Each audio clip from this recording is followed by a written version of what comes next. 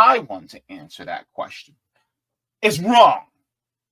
It is wrong to take people's free speech and couple it to, well, if you use your First Amendment, well, for us it'd be First Amendment, if you use your right to free speech to protest the government is going to essentially punish you for using your voice.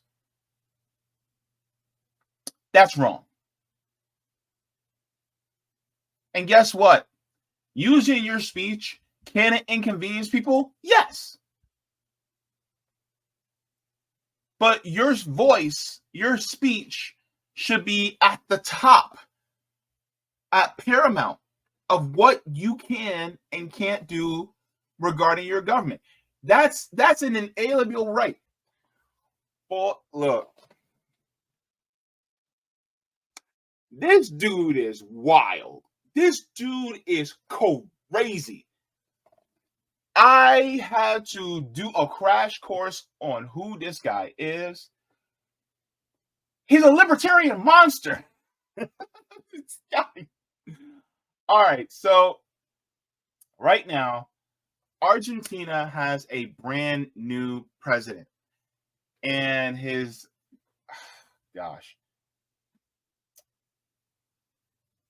this guy his name is Javier Milei.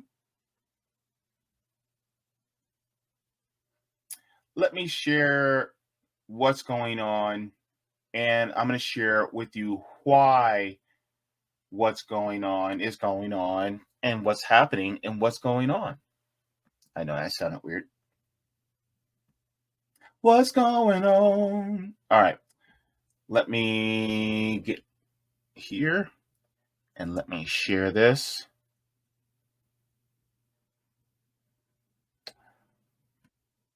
So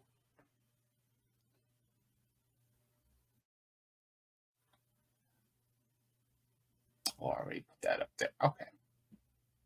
All right. Let's go here. All right. I'm going to share with you guys what's going on in Argentina and why it's going on. So look at this.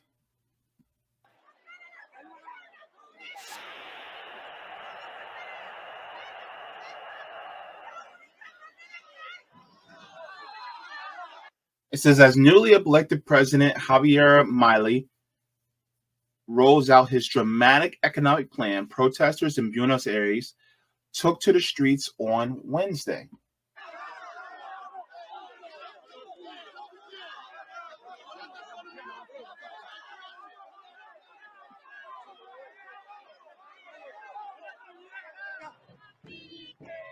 Milei's government also said it would crack down on protests which blocked the streets.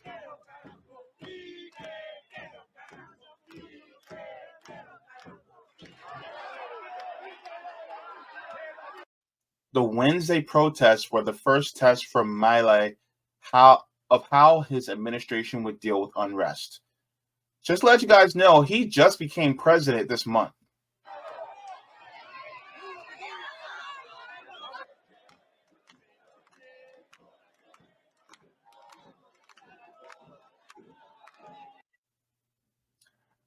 So that's what's going on in Argentina. Now, why is this going on in Argentina? So one of the things I'm going to share with you guys is we're going to share this tweet by journalist Ben Norton. Ben Norton is pretty known for being on the ground, especially on covering politics in Latin America. So I just want to share this from Benjamin Norton. He says, Argentina, like Pinochet's Chile, shows how actually existing libertarianism is just fascism. Says far-right President Javier Milei is ramming through an omnibus law that will give him authoritarian extraordinary powers for 4 years without legislative checks on his power. Protesting will be a crime. striking workers will be in prison. Milei is privatizing everything while allowing foreign corporations to mine Argentina's natural resources like lithium. Actually, existing libertarianism is facilitating neocolonial plunder of your country while imposing brutal police state. See Milei, Pinochet, Jorge Rafael Videla, etc. And so he's sharing the headlines, of course. Now, Ben Norton continues. He says Argentina's far-right libertarian Milei declared in 2019 that public debt is immoral, but his omnibus law will give him a dictatorial powers and specifically let him take on more foreign debt without congressional approval. Meanwhile, Milei plans to default on existing bonds held by the Social Security Administration, which amounts to gutting Social Security and bankrupting millions of elderly Argentine retirees. So, this is going to be interesting, exactly what's going on in Argentina. So, this is just an overview. So, now I want to share and get into a little bit more detail of what's going on in Argentina. So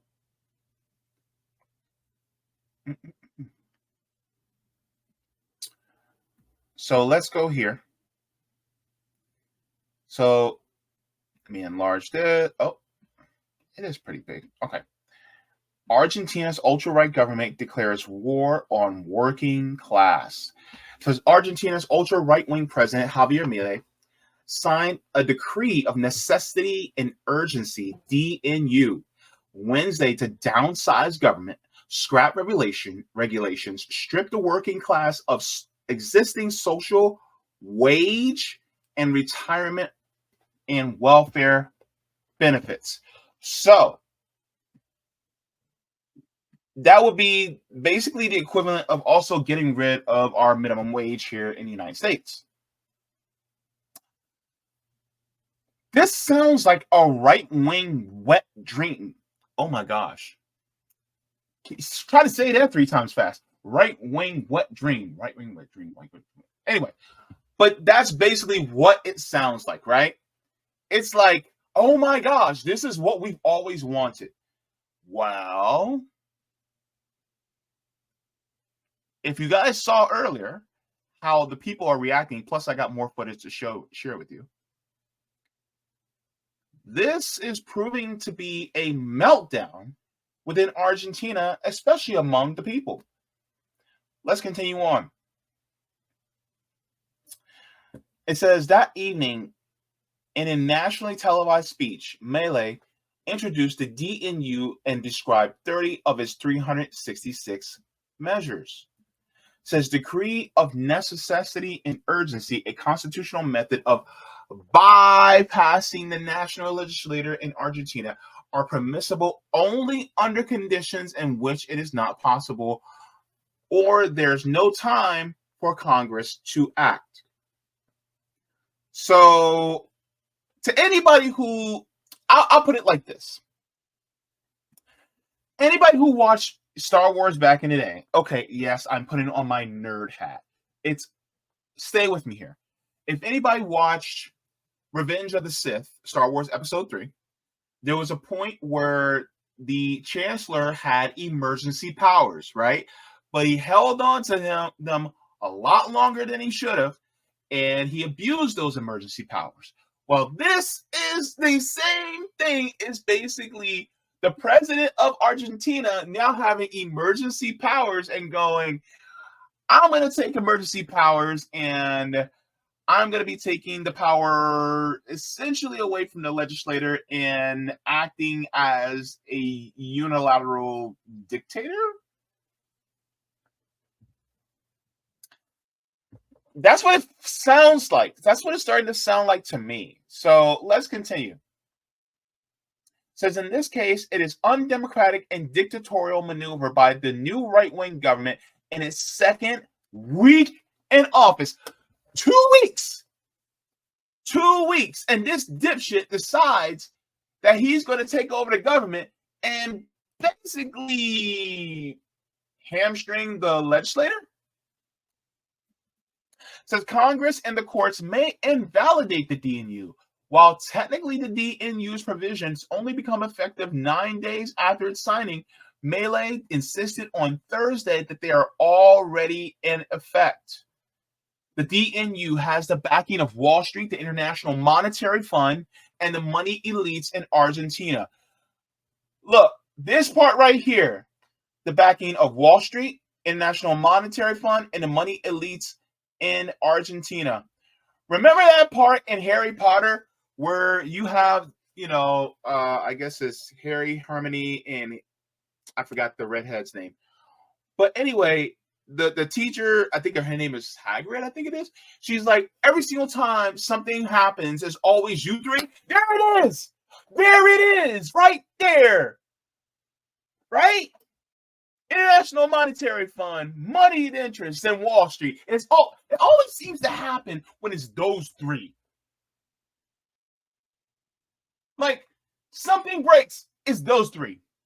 Somebody dies, it's those three.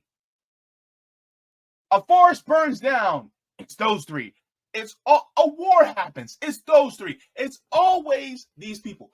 And you can time your watch by it. Like, god damn. Okay, it says December 19th and 20 marked the 22nd anniversary of the mass demonstrations that took the country in 2001 during a period of economic depression and mass unemployment that left 40 dead at the hands of the police. Marking the anniversary, thousands of workers and youth marched in Buenos Aires and across cities in Argentina protesting Milei's measures in the ongoing crisis, which combined inflation and mass unemployment, conditions that have driven nearly half the population into poverty. Says before the rallies began early in the morning on Wednesday, the Ministry of National Security had activated a gigantic force of federal police and gendarmes, along with the Navy and airport police. The assignment was to block 20 points of access into downtown Buenos Aires, also in parts of the city itself, allegedly to guarantee freedom of circulation for cars, trucks, and buses into the surrounding Argentina government housing and Congress buildings. Quote, if they step off the sidewalk, the repression will begin, declared Patricia Bullrich, the right-wing security minister appointed by Milei. Protesters were also threatened with the loss of their benefits and rights if caught breaking these anti-democratic rules. That also included no face masks, no children present, and no sticks. So, what that means is that if you protest against your government in Argentina, let's say hypothetically you get Social Security and you're protesting your government, you lose your Social Security. Let's say you have your medical insurance through the government. You protest, you lose your medical insurance. Your benefits are gone if you decide to use your free speech rights.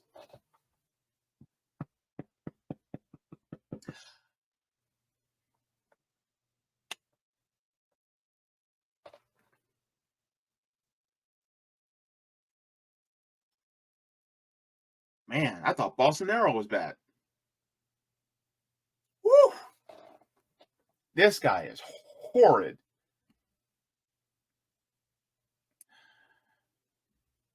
It says, ironically, it was the police that impeded circulation, blocking bridges and roads, and disrupting mass transit linking working class areas with city centers, particularly in metropolitan Buenos Aires, the nation's capital and the largest urban area. The protests were also watched over from above by drones.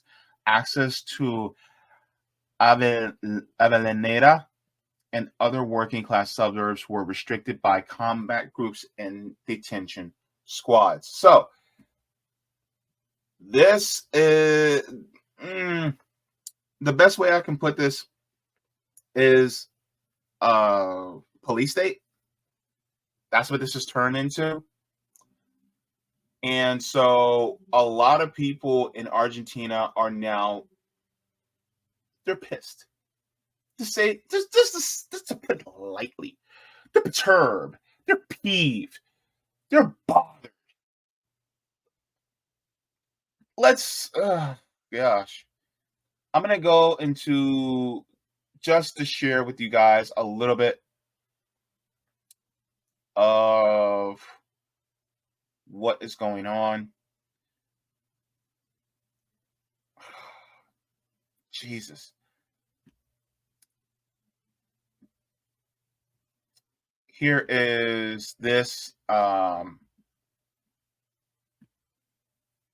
here is this article here. Well, not article, but this tweet here from Democracy Now!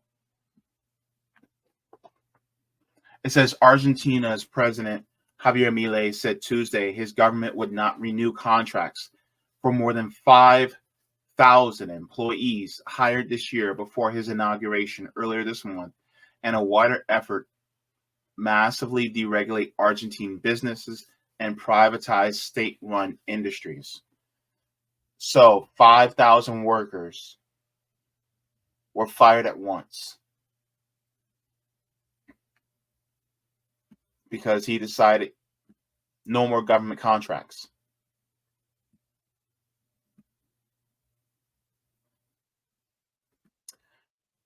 Here is the article. It says the administration of Argentina's new president, Javier Milei, said on Tuesday that his government won't renew contracts for more than 5,000 employees hired this year before he took office. The move was part of a sweeping plan of cutbacks and devaluations announced by the right-wing libertarian since he took office on December 10th to transform Argentina's struggling economy. The contracts for other government employees who were hired prior to 2023 will be reviewed. The 2023 cutoff is apparently meant to target the practice of outgoing presidents padding the payrolls of their final year, with inflation expected to reach about 200% by the end of the year. Milei has pledged to reduce government regulations and payrolls and allow the privatization of state-run industries as a way to boost exports and investment. The cutbacks have already drawn protests, but Milei has vowed to forge ahead. Now, if anybody knows anything regarding the way the capitalist system works, is once you start to privatize a lot of these industries, what do? Well, these people, especially the heads of the corporations, the CEOs, have a fiduciary responsibility to their shareholders and to the people at the top.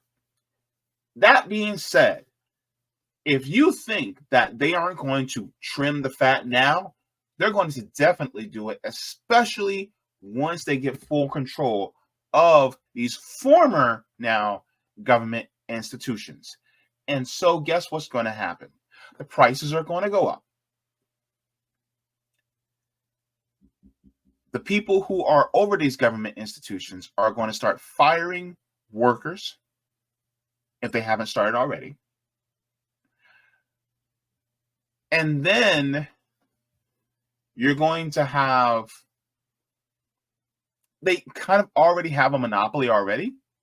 So if they can just keep the competition from forming or keep it limited to one or two other companies, they have it on lock. And so they have the market cornered.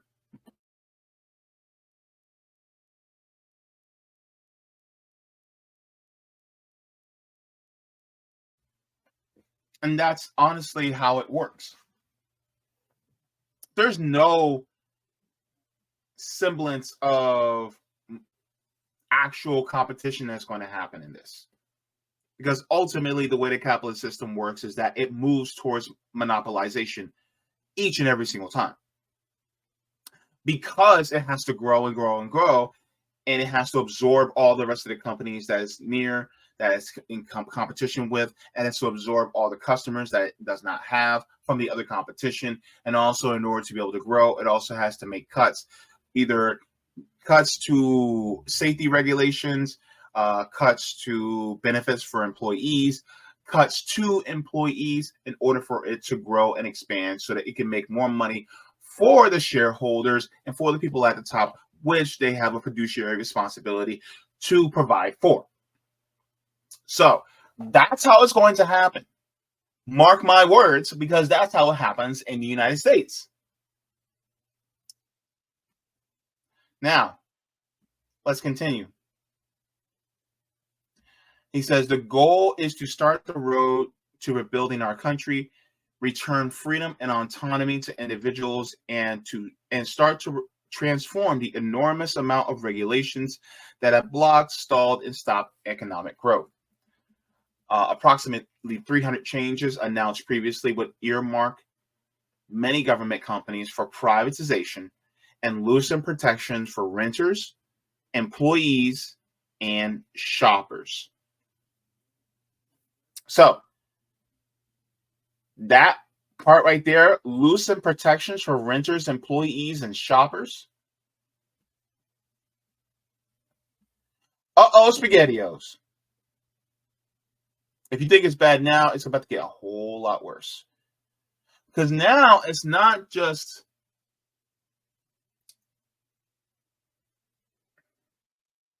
you're now opening the door for more greed to set in. Because ultimately, it's not going to be, oh, we're opening the door for competition. Because they don't want competition. That's not how the capitalist system works. It has to take out the competition in order to be the person on top. And it doesn't even want to be the person on top. It just wants to be the only. Says these steps include a 50% devaluation of the Argentine peso, cuts to energy and transportation subsidies, and the closure of some government ministries. They come amid soaring inflation and rising poverty. So,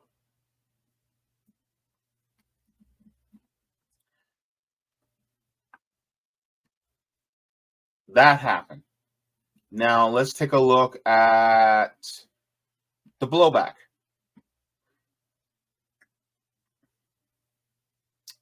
And the blowback is substantial.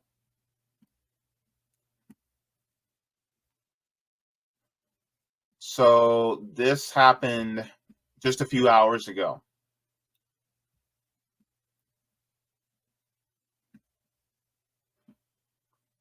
This is in, I think this is in Buenos Aires, but this is the turnout.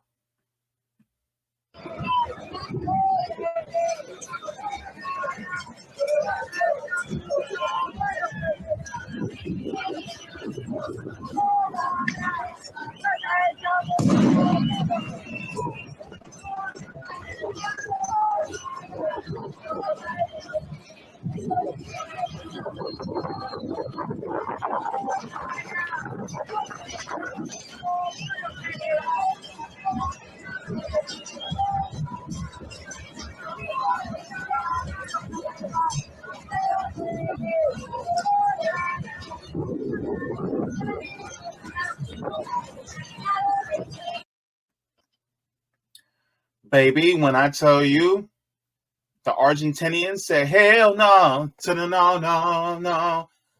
They're out there in full force. They said, oh, no, you are not cutting my stuff. You're not going to cut my benefits like that. And so now they're out in full force. You expect the police to arrest every single one of them?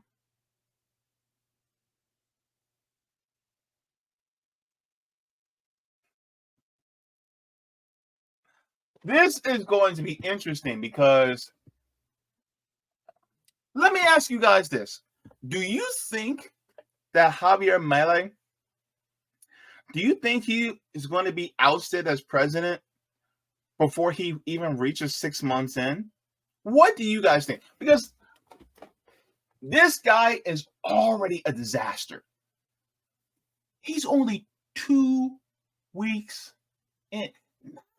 he can't even get a month in, and he already got people that are coming out the woodwork to say no.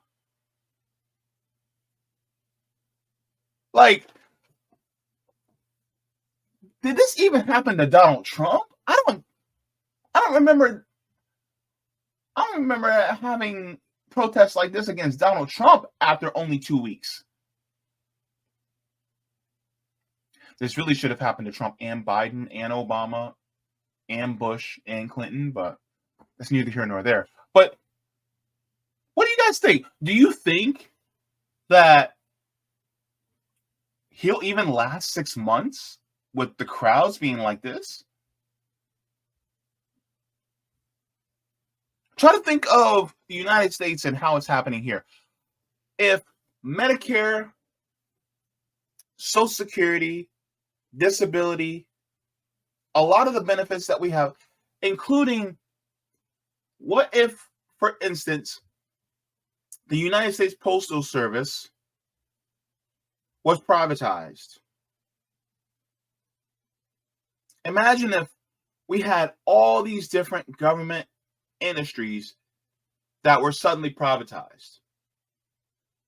And then on top of that, all of our benefits were cut. What if no more TRICARE for the veterans? Like, what if all these were cut? How many people would actually be out in the street right now?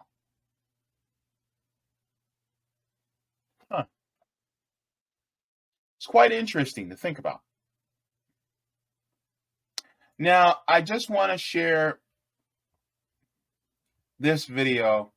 I have some thoughts on it, but there was some reporting that was done just a few days ago, really.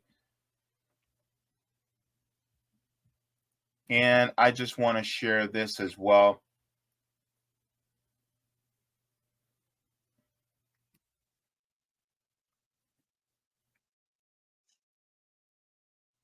So let me share my screen. This dude is bad.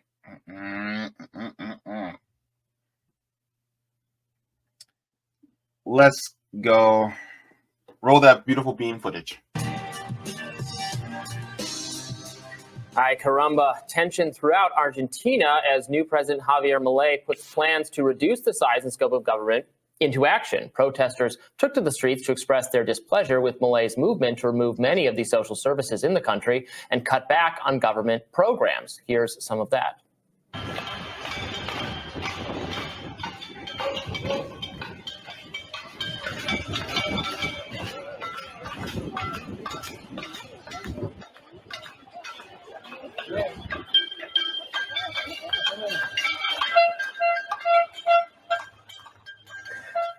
Milei was swept into office on promises to reduce government bloat and tamp down on Argentina's astronomical 100. What in the hell is this guy?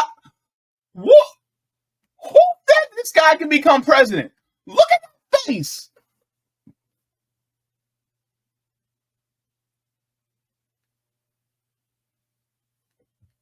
Argentina, are y'all serious?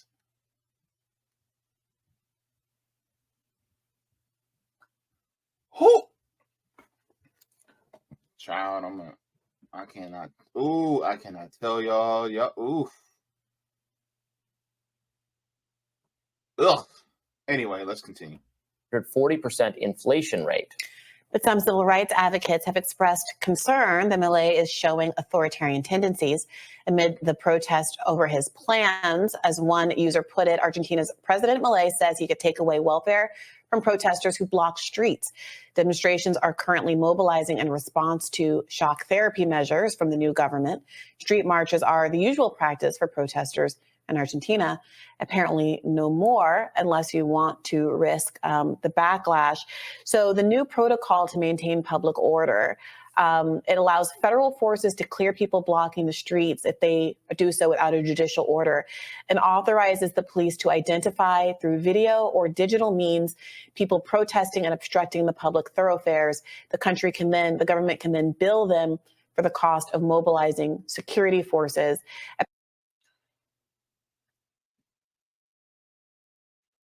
What does this sound like to you?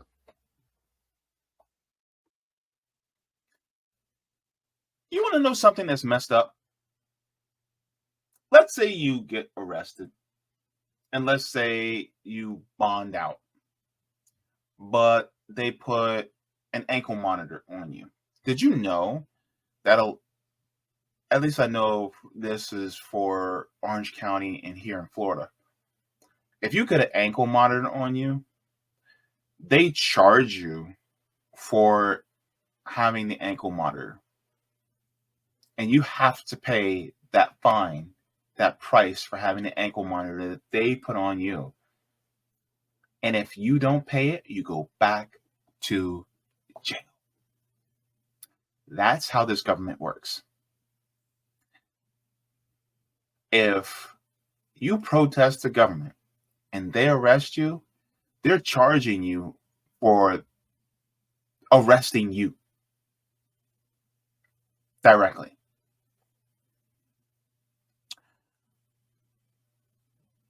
That sounds wicked. That's class warfare. That's exactly what this is against the workers. Back a couple seconds. Them for the cost of mobilizing security forces.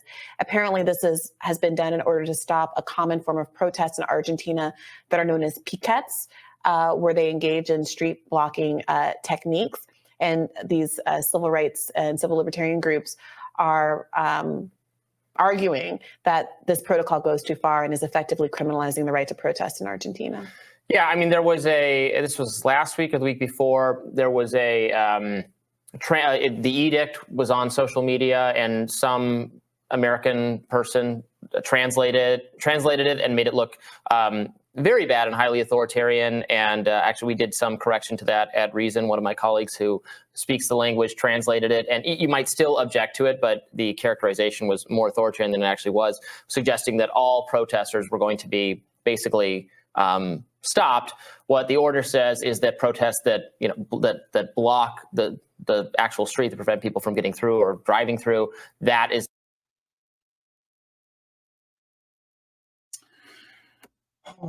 not going to be allowed anymore, which I don't find authoritarian. I wouldn't specifically cut social programs to those people. What what he is saying he's going to do is cut social programs for everyone. A lot of these austerity measures are coming in. They're selling off government-run businesses that have failed. They are going to reduce spending. They're getting rid of a lot of regulations. They're actually going to make foreign trade easier. I mean, this is a libertarian economist's dream scenario, to take control of a country and implement all of these things. And in the short term, it's going to hurt. But the idea is that this will, in the long run, bring down inflation and improve the economic situation of the country.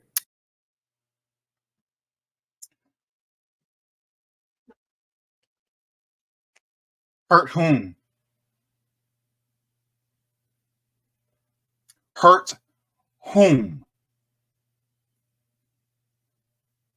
Now, you don't think it's going to harm the job creators, the people at the top of the economic ladder now, do you? It's not going to harm them. They're going to be fine.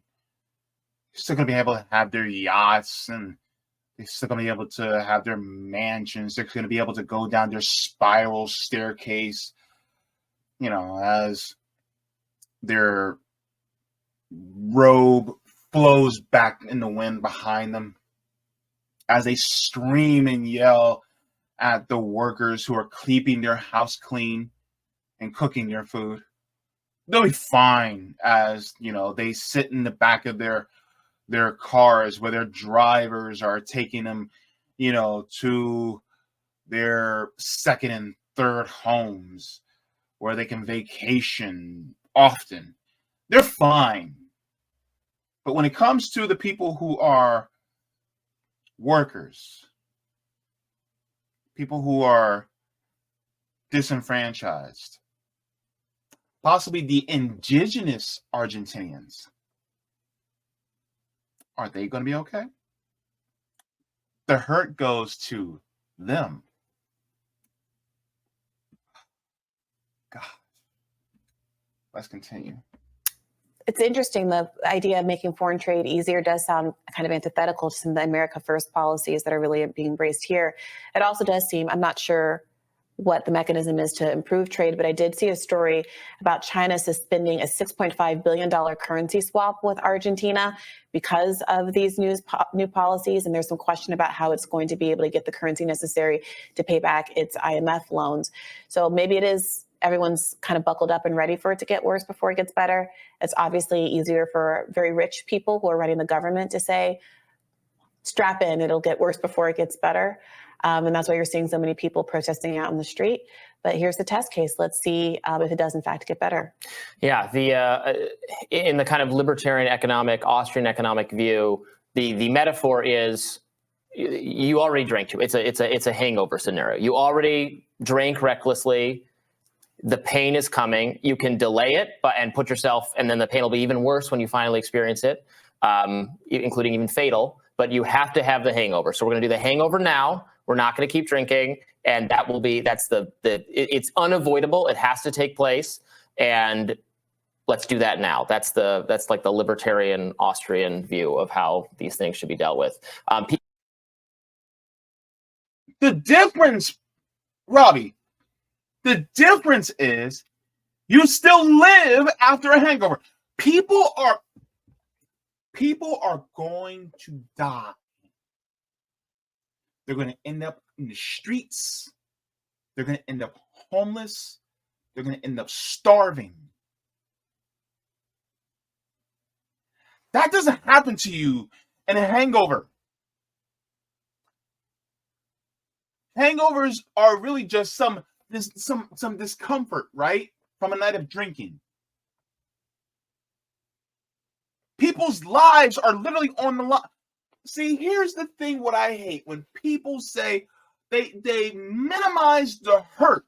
They minimize the harm that is being done to the most disenfranchised, to the workers, to the people who are on the bottom of the economic rung.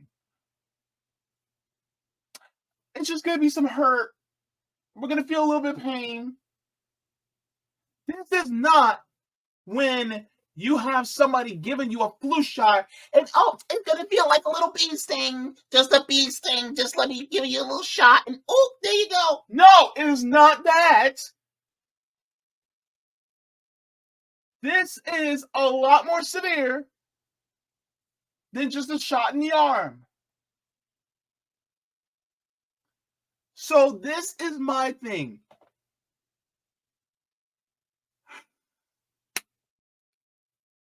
You're literally gutting protections so that you can give private corporations the ability to run these entities. But ultimately, what's going to happen? Cuts are going to happen. And people say, well, the government, the government's gotten too big. My question is why has the government gotten too big? Too big, right? What is making it so that the people aren't doing as well as they should? Is it necessarily because the protections that they have in place? Sounds to me more like they have to implement more of a central planning model than anything else. Anyway, I don't want to go on a rant. people in Argentina. I mean, so he also aspires to, and I know much less about monetary theory. He aspires to make the dollar the standard instead of the peso. People have been in Argentina have actually been in black markets using the dollar for some time because the peso is being deflated in its value every day. So that might be China's retaliation for being friendlier to the American dollar, I would suspect. What do you make of the policy choice to deny benefits to people who protest and to use the government, that kind of government coercion to dictate people's speech or whether or not they feel empowered to protest and to engage in their speech rights? Yeah. Before Robbie answers that question, I want to answer that question. It's wrong. It is wrong to take people's free speech and couple it to, well, if you use your First Amendment, well, for us it'd be First Amendment. If you use your right to free speech to protest the government is going to essentially punish you for using your voice. That's wrong. And guess what? Using your speech, can it inconvenience people? Yes. But your voice, your speech should be at the top, at paramount of what you can and can't do regarding your government. That's an inalienable right. The government should not have any type of, they should not be able to take that away. Of course, there are certain exceptions because you have to protect people. But when it comes to speech, government doing things like that against protesting against people, it just feels wrong. I would oppose that, obviously. People should have the right to protest the government's actions. They can't block they should be removed from blocking the street if people can't get by. They shouldn't. So the penalty is not having your benefits cut. That should just be a part of the agenda, which is what it sounds like. Like 300 regulations eliminated immediately. I support all that. I don't support, jailing peaceful protesters or subjecting them to other ordeals. My understanding is that Milei's argument is that people have the right to protest, but they also have the right to get to work.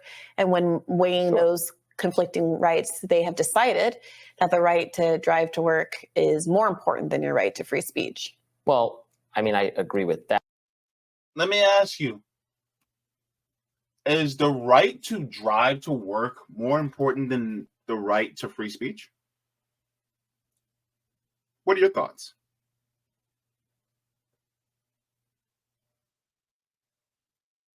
Because I would say the right to free speech is more paramount. Because ultimately, if you don't have speech, you don't have anything.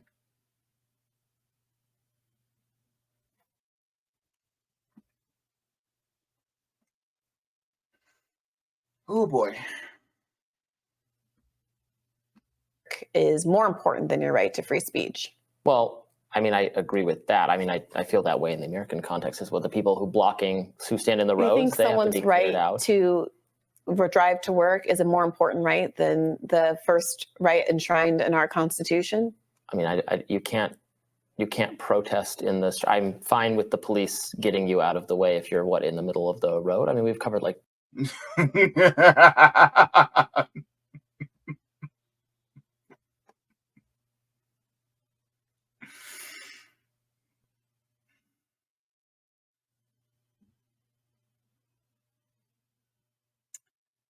Look, protests are supposed to be inconvenient. That's the nature of protesting. And it's just like what someone said. I think it was Nick from RBN. He said, if you have to apply for a permit to protest, it's not a protest, it's a parade. And that's the thing. The right to protest is enshrined in our Constitution.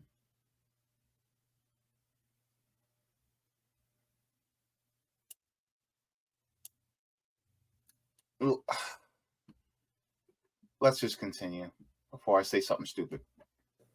10 of these over the years. Right, but that wasn't my question. Yeah. Of course, if you break the law and engage in civil disobedience, your right is to do that, and you also will suffer the consequences if you actually break the law. That's what Martin Luther King wrote about from Birmingham jail. It wasn't to be free of the consequences of your actions. The question is whether or not this framing, this is from the head of the newly created Human Capital Ministry, which combines what used to be the ministries of labor, education, and social development, which no longer exist. Yeah, we don't need Sandra Petavello says, protesting is a right, but so is the right of people to move freely through Argentine territory to go to their workplace. And when weighing those two rights, there's been a clear decision that's made that says that the right to protest and the right to speech is less important than the right to drive to work. All right. I mean, you have the right to protest and speak, but you don't have the right to block other people or obstruct it. They have the right to, I mean, the public spaces are a shared space and people have the right to use it. The road where people drive, they have the right to come through, and you can't, and you're going to be arrested or detained if you get in the way of that in any these country. conversations strike me as so obviously simplistic. The whole point of our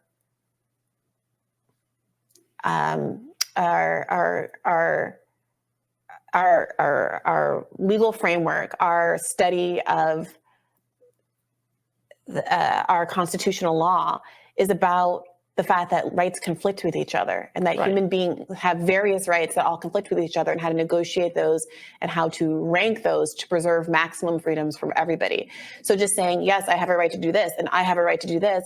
I mean, that's why, like, you can't talk to some people about gun reform because they just will robotically be like, but the Second Amendment says, well, I also have a right to life and freedom and not to be shot in the head by some lunatic, simply because there is no restrictions on a crazy person or someone who's in the throes of addiction or anybody, or someone who's committed a bunch of crimes, or someone who's a wife abuser, or all these things from ever getting a weapon. So the hard conversation is not just asserting that people have different rights, but to, in situations where rights conflict, make choices about what we actually prioritize in this country. And I just think it's interesting that in the United States of America, I think we made the right decision to prioritize speech rights, even when it's uncomfortable, even when it means Nazis march through a Jewish neighborhood. And here in Argentina, this libertarian leader is making different kinds of choices. So I'm not going to play the entire video, but it is a very interesting argument that is happening, where it's like, which right takes precedent over what? And I think the right to speak is paramount.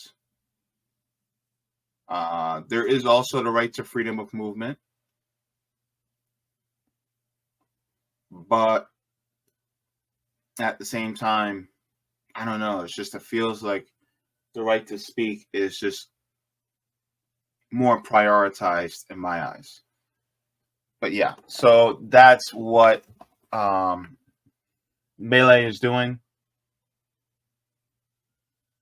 There are tons of people in the streets right now as we speak. And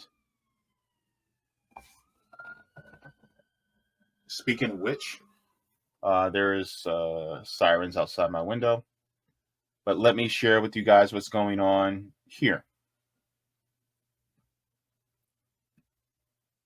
This is the result of Milei's policies in real time. Take a look.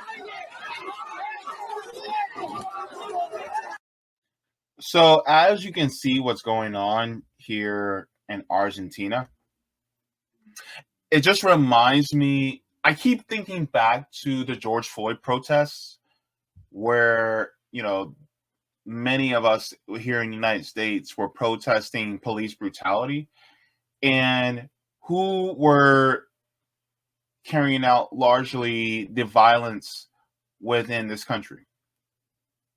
The violence was largely carried out by police. The violence that's being carried out a lot of times is by the police, especially in a lot of these Western governments.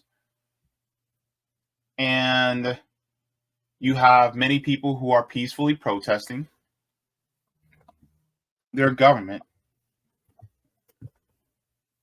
But also, like what Dr. Martin Luther King said, he said, a riot is the language of the unheard. And so that's what we see today. And people do not want these protections to be removed. People do not want, because the thing is, a lot of times when people, complain about regulation, they're complaining about protection. And they're saying that we don't want this protection to take place.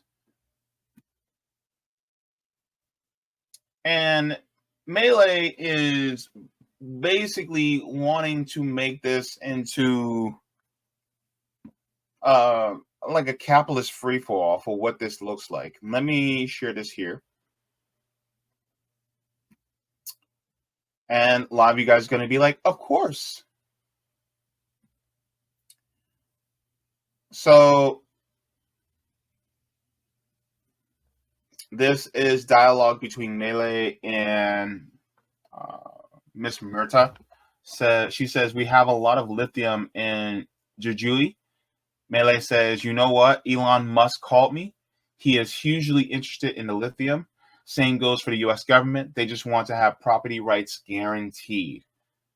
Says the quiet part out loud. So I think it's all in Spanish. I don't speak Spanish, unfortunately, but...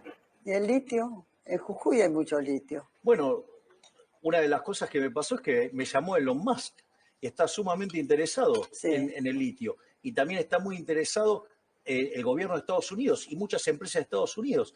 Pero necesitan, ¿qué? Un marco jurídico que respete los derechos de propiedad. So basically, remember what Elon Musk said years ago about Bolivia? He said, we'll cool whoever we want, deal with it, in response to their lithium. Quiet part out loud. So Milei is... he's a Western puppet from what it appears to me. So that's ultimately what's going on in Argentina. I am keenly interested in how this turns out. I wonder what's going to happen in the next 6 months with this guy, because man, if we're descending this much into chaos only within the first 2 weeks of his presidency, I want to see what's going to happen by May. By May, will this guy even still be in office?